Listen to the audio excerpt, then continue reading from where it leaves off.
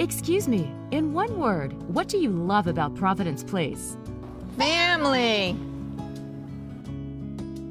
Friends. Wellness. Art. Compassion. Home. Laughter. No matter what community means to you, you'll find it at Providence Place in Holyoke.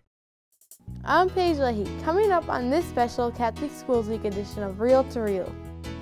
I'm David Martin. I'll have the story of Joseph Raji, the new principal at St. Stanislaus Kostka School in Adams. The computer lab is moving into the classroom. I'm Nick Morganelli. I'll take you to St. John the Baptist School in Ludlow and show you how Chromebooks are enhancing the educational experience. I'm Rebecca Drake. I'll introduce you to a Catholic school student who became a published author at age 10. Find out what advice Julia Fettis has for other young writers. These stories and more are just ahead on this edition of Reel to Reel. Hello and welcome to Reel to Reel. My name is Paige Leahy and I am a 6th grader here at MATER Dolorosa School in Holyoke. I will be your guest host for today's program, filling in for Sharon Roulier as we celebrate Catholic Schools Week in the Diocese of Springfield. I will give you a tour of my school in just a bit, but first, this past Tuesday, students attending St. Mary's High School in Westfield gathered with their parents in the gym to hear the latest plans involving the future of the 100-year-old school. Steve Kiltonic attended the meeting, and he has more. On January 22nd at St. Mary's High School, parents and students gathered in the school gym a little apprehensive at what they might hear from Bishop Mitchell T. Rosansky as he took to the podium to address the packed house. After all, it was less than a year ago when it was announced that the school would close at the end of the 2017-18 school year because of declining enrollment and financial challenges. The Springfield Diocese gave the 100-year-old school a one-year, non-renewable educational assistance grant, which was used to build enrollment and raise funds to keep the school open for the 2018-19 academic year. Reading from a letter addressed to the St. Mary community, Bishop Rosansky announced that over the next year, the school will seek to develop a model of education that will help sustain the school financially and meet the mission-based requirements of Catholic schooling. Also in attendance at the meeting was Father Matthew Alcombright, the pastor of St. Mary's Parish, and Dan Belageron, the diocesan superintendent of schools. Both were appointed within the past 7 months. Matt Collins, who was named the school principal last May, greeted parents as they walked in. Bishop Rosansky said this leadership team has energized the school and therefore believes the school should have the opportunity to explore other viable models that were not part of the discussion in 2018. I think there's many complex issues that face St. Mary's High School, and new leadership here, both at the parish and at the high school and at the diocesan level with our new superintendent, has helped us to look at this situation and say, okay, we have challenges, but there's also resolutions that we can work toward. To keep the positive momentum moving forward, Bishop Rosansky said the diocese will provide resources to ensure that St. Mary's will remain open for the upcoming 2019-20 school year. In his brief talk, Belageron mentioned some of the successful Catholic models, including blended learning, integration of technology, virtual classrooms, and classical education. All of these models have been devised and developed at Catholic schools to protect the Catholic school, to allow it to be able to serve the population of high school students that are in the particular area. Belageron assured families that during the year-long process, the Diocese and the Office of Catholic Schools will provide the resources, support, direction, and some analysis so that St. Mary's and the school board will have everything at its disposal to make an informed decision going forward. I think that this is an important time to really earnestly begin this process so that we can have some options and look at what is a model of Catholic education that can be sustainable and affordable and allow the school to thrive. Father Alcombright hopes that when a new model is chosen, whatever that model may be, St. Mary's niche in the educational marketplace will help recruit new students as well as hold on to existing students. It's an exciting time, but it's a lot of work ahead of us. It's not a simple announcement that we're open and that's it. It's a time for us to kind of roll up our sleeves and to develop and look at and assess what we are doing here, what we want to do here, and how we can sustainably do that for the foreseeable future. St. Mary's expects to exceed last year's incoming freshman class enrollment now that the bishop has made this announcement. For Real to Real, I'm Steve Kiltonic.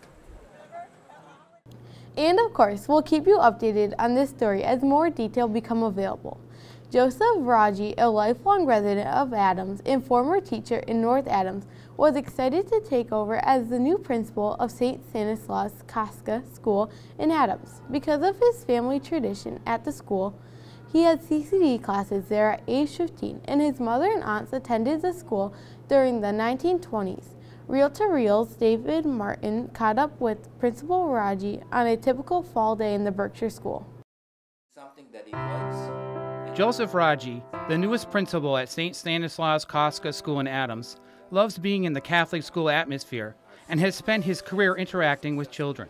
The best part of my day was working with children, students, and here at St. Stan's, I have the opportunity to be with children every single day, and whether it's in the cafeteria where we are right now, or in the classrooms, outside, or in the church, it's just a wonderful experience, and I love every minute of it. Joseph Raji was employed by the North Adams Public Schools in a number of positions, including grade school assistant principal, middle school math teacher, and superintendent of public schools. Raji, a parishioner at the St. John Paul II Parish in Adams, retired from public school education in 2003 and became a computer teacher at the former St. Mark's School in Pittsfield. At St. Mark's School, I had 2 grandchildren in the school, but all the other kids were like my grandchildren or children. And here at St. Stan's, every day it's like I'm with grandchildren, children. I'm reliving those experiences that I had, you know, with my kids or my grandkids. And this is the environment. I look around, and this place just brings tears to my eyes because it's so special. St. Mark closed in 2013.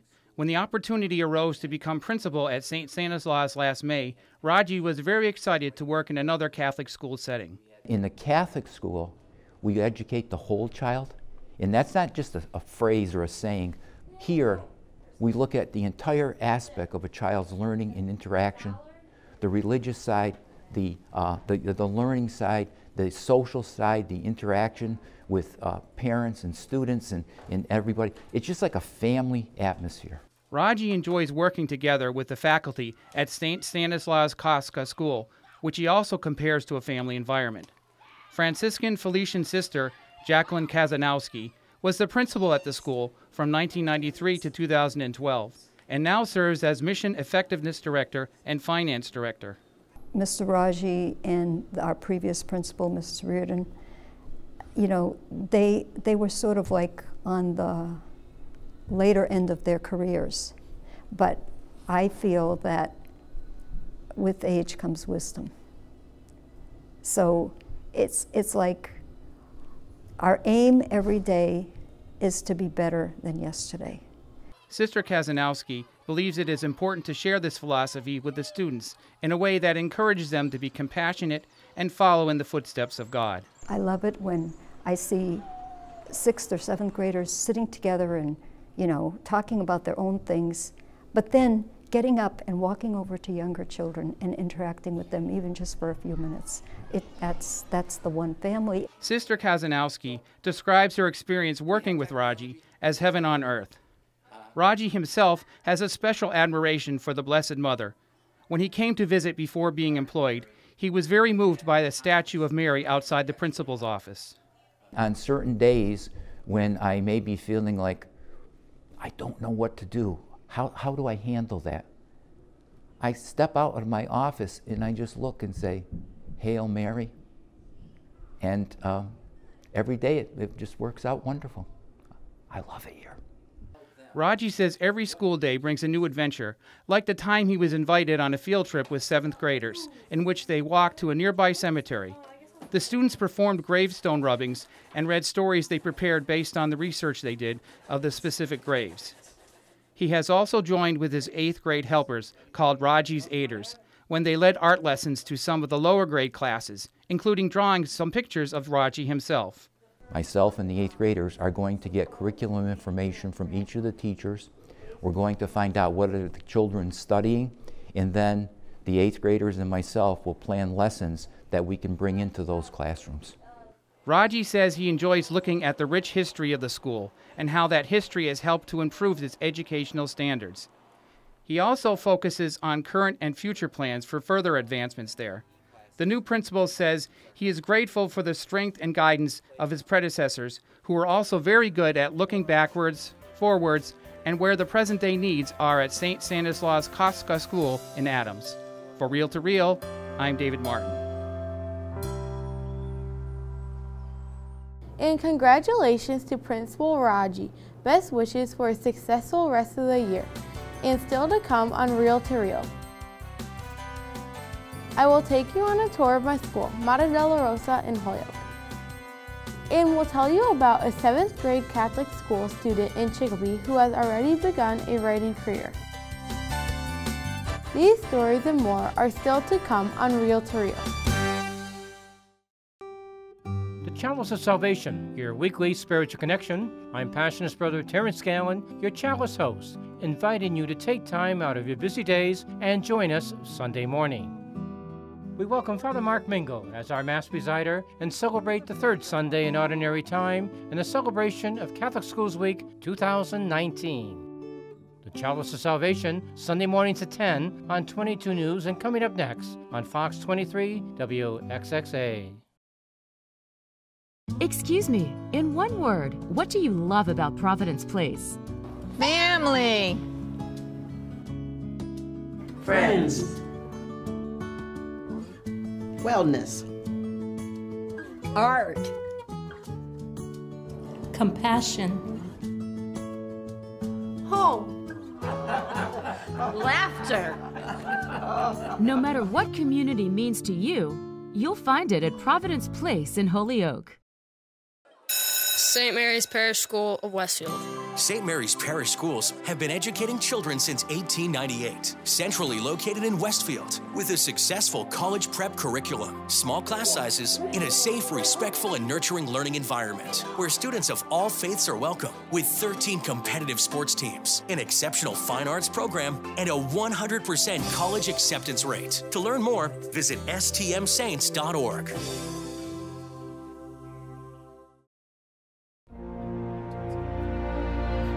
Travel with Catholic Communications in August 2020 for the pilgrimage of the decade as we experience the Oberammergau Passion Play.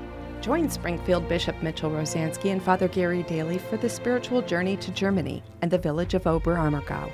Since 1634, this famous play has been performed every 10 years in this quaint alpine village. Our 10-day pilgrimage will begin in Brussels, Belgium, and continue through Cologne, Heidelberg, Oberammergau, and Munich, Germany.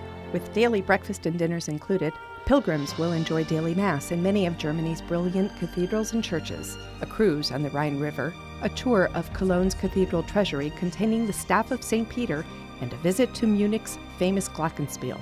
Book before February 1st to get a discounted rate of $5,399. For more information, go to iobserve.org. You are watching Reel to Reel, your window on the world around you. So as I mentioned at the beginning of the show, today we're here at MATER Dolorosa School in Holyoke, one of the 12 elementary schools in western Massachusetts. We have a rich tradition here of providing excellent academics and a strong foundation in the Catholic faith. Let's go on a little tour of my school.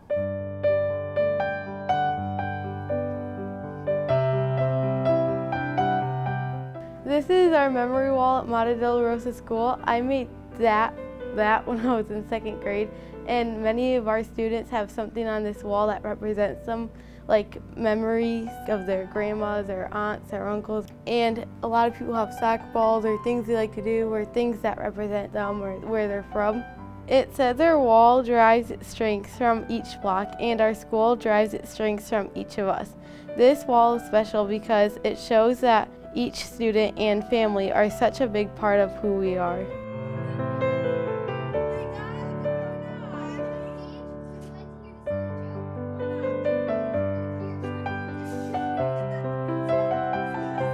I've been going to MATER Dolorosa school since preschool. As you can see, the preschoolers over here made some beautiful snowman artwork. And on the nicer days, they get to go play outside.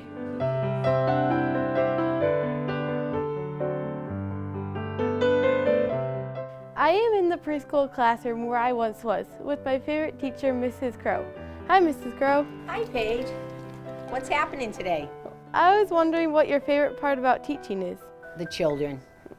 The children. Just love the children and their families, getting to see them blossom, having struggles from writing their names to learning their letters to just going right up through grade 8 over here at MATER Dolorosa.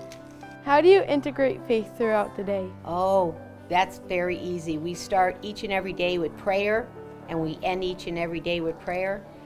And we talk about Jesus, his love for us, and his love for their families in every aspect of our class. Thank you so much for joining us today. You're very welcome, Paige. Thank you for visiting. No problem.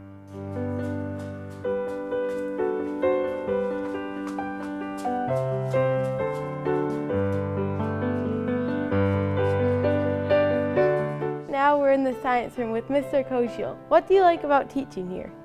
Paige, you know what I really like about teaching at MATER Dolorosa are the children, the kids. And I love the idea that it is a faith-based kind of education where I get to incorporate science and religion together and explain to the kids that it is possible to believe in both. You can believe in science, you can believe in religion, and both of them are, they're non-exclusive. Science is something that you can learn. Religion or faith is something that is in you, and so you can do both.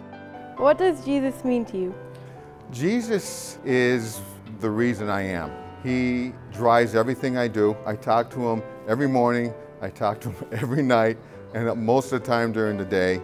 Science is fact-based, religion is faith-based, and I have a very, very strong faith in Jesus Christ.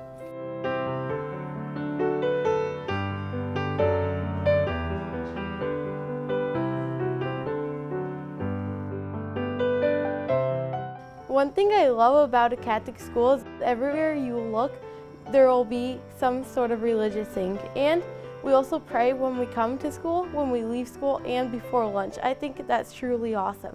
And one Thursday every month, we'll go to church.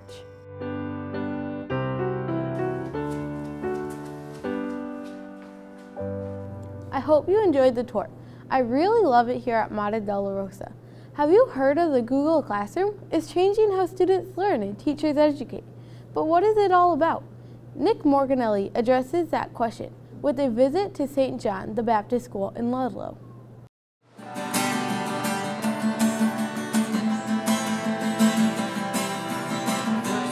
These students are rewriting a song for a school project using their new Google Chromebooks. Well, I love the Chromebook because it's a really great way. It's so versatile. You can use it in so many different things. We can work in collaborative projects, which we're working on now in religion class. It allows us, we can do Quizlet Live, which is we play games against each other, learn new things. It's a really great new technology that we have in school. These powerful laptop computers are creating a whole new shared classroom, the Google Classroom. Principal Shelley Rose is very pleased at the early results of this new program.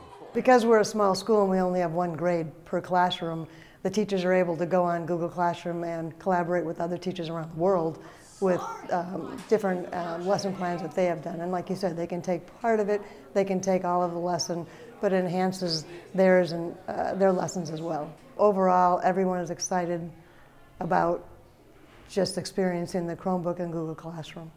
Michael Peratore, a parent and volunteer, was instrumental in bringing this technology to the students. Both of my children here, second and fourth graders, they come home and explain what they're doing in school. And being in the technology field, I see what they were using and how I could possibly help. So I spoke with a lot of the other parents in the community and connected up with the right folks. So we started with just, I think just under 100 in total Chromebooks. We gave them to 6th, 7th, and 8th graders to start to use in conjunction with their teacher. Middle school students already see the benefits. Right now we're doing a religion project and we have to write about the Acts chapter of the Bible. And earlier we got to write an essay for our test in reading, and it was really great. And a lot of projects we can just like quickly pull it out, take it, and start typing whatever we need on it. And then when we get home, we can just keep doing it. I like it because it's like our own, so like we don't have to go to the cafeteria every time and get a laptop, and we can like take it home and continue working on it right where we left off. And it's super convenient. Today, our computer lab is using them to assign programming curriculum assignments. The students are learning in tandem with the computer teacher how to use Google Docs, Google Sheets, and how to apply that with their current homework. Here at St. John the Baptist School in Ludlow, this technology is bringing a lot of smiles and excitement to the classroom, especially for Olivia and Ben. Yeah. I don't. Welcome to Quizlet Live. This is Google Classroom's fun, interactive, educational game where students learn everything from history to science, geography to literature, and more. After students and teachers get used to this new classroom, the plan is to take it to the next level. We're looking to get the Google Expedition Kit, which is a virtual reality / augmented reality experience for the students. So they're goggles that they'll put on to their face, and this teacher will use a tablet and guide them through, for example, like let's go to the Great Wall of China today, a national park, a museum in New York City. So to come from a smaller community to be able to just at a whim pretty much go anywhere in the world is much a little more tangible than just looking at a book or talking about it. Next year, what we're looking to do is start to make it where it becomes self-sufficient. So parents can elect to buy or rent a Chromebook. The excitement is rising, and as you saw earlier with the kids doing the Quizlets, they're just ecstatic over learning something and working cooperatively as teams. First I'd like to thank our Diocese Foundation and Michael Paratori, as they were instrumental in getting us these Chromebooks for everyone. And are the students happy? Yes, I love it. Andrew said it all in words and song. Philanthropy, funding technology, keeping education engaging and fun. For Real to Real, I'm Nick Morganelli. Julia Fettis was not looking for attention, but when Catholic Communications heard that this local Catholic school student had launched a writing career at a young age, we wanted to shine a light on this budding author and on her supportive school and family. Rebecca Drake has the story. 7th grader Julia Fettis has always been a good student at St. Stanislaus School in Chicopee. She's very conscientious, good student, well behaved, and really puts her all into every subject she studies, not just English, reading, everything. She puts her all into it. But even her English and language arts teacher had no idea that the 12-year-old is a published author, having written 2 books in the last 2 years. Royal Blood, the Diamond Blade is set in the medieval times, and it's about a servant in a castle who finds a mirror that leads her on an adventure following a mystery. And I thought that it would be cool to write something from the past, because I could also learn a little bit about how they did things back then while writing the story. The elder daughter of parents Ursula Volanska Fettis and Michael Fettis, Julia's love of books began at a surprisingly young age. Danielle Dare, the dancing bear, ran away from the county fair. We're both very avid readers, and Julia herself, she actually started fluently reading before the age of 4. Which came as a surprise for us because we didn't really believe that she's reading yet. We've encouraged it early on, reading, and she's taken to it quite quickly from the age of 3. And I think we just had fun with it. When she was little, we used to pretend to conduct a classroom with her stuffed animals. Julia's early love of books and reading has continued to flourish, she says, during her years at St. Stanislaus School. I think that they do a good job of starting with the basics and building off of that, where in the beginning grades you learn to read, and the older grades you read to learn. And although the principal of her school was surprised to hear about Julia's writing success, she says literacy skills are a focus at St. Stanislaus. I wasn't aware that she had written books already. She has always been a very strong student here at St. Stan's, and over the past few years we have worked on writing skills across the curriculum, trying to get a sense of the children and giving them opportunities to do creative writing and develop those skills. Along with the academic quality of the school, Julia's parents value the focus on faith that a Catholic education provides. I think that faith teaches us to have hope, to aspire, to chase your dreams, but to believe in yourself, that you're able to do it through spirituality and through hard work and dedication. It gives us a lot of peace of mind to know that our values are reflected on the school level, on the school grounds. So this is just something that it's worth every single penny. Supported by her school and her family, which includes younger sister Alexandra and their dog Stella, Julia looks forward to continuing her writing endeavors. I have a lot of ideas, and they're not necessarily connected, but once something pops into my head, I have to write it down or else I'll forget it. So I have a lot of started stories that I'm hoping to eventually finish. And as she pursues her future writing goals, Julia will continue to benefit from a strong faith foundation at home and in the classroom.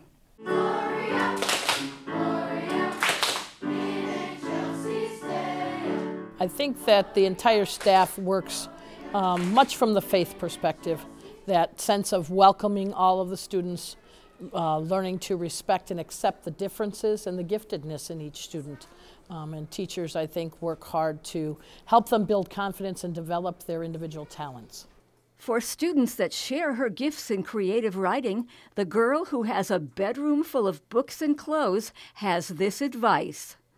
I think that if you are inspired by an idea, you should build off of it, and it can take you further than you expected, because I did not think that Royal Blood was going to be so long, but it turned out to be better than I expected because it was so long. And I think that you shouldn't stop yourself, and if you think you're going too far, it's not true, because you can never, your imagination doesn't have any too far. With a flair for detail and a love of historical fiction, there's no telling how far this young writer will go. For Reel to Reel, I'm Rebecca Drake. We congratulate Julia on her writing success and look forward to future publications. And don't forget, Saturday, February 2nd, will be the Catholic Youth Ministry Night at the Springfield Thunderbirds. Join area churches and schools for a family fun night out. Tickets are $12 and can be ordered online by Monday, January 28th. We have a link at iobserve.org. And for this week, that's Reel to Reel. Thanks so much for watching. I had a lot of fun hosting the program today. Remember, you can find updates anytime, as well as information and news on the Catholic Church at iobserve.org. We also update our Facebook daily with news of what our reporters are working on. Check us out and friend us at Catholic Communications. Sharon Rulier will be back next week for another edition of Reel to Reel, your window on the world around you. Reel to Reel is a production of the Catholic Communications Corporation, funded in part by the annual Catholic Appeal, and the support of you, our faithful viewers.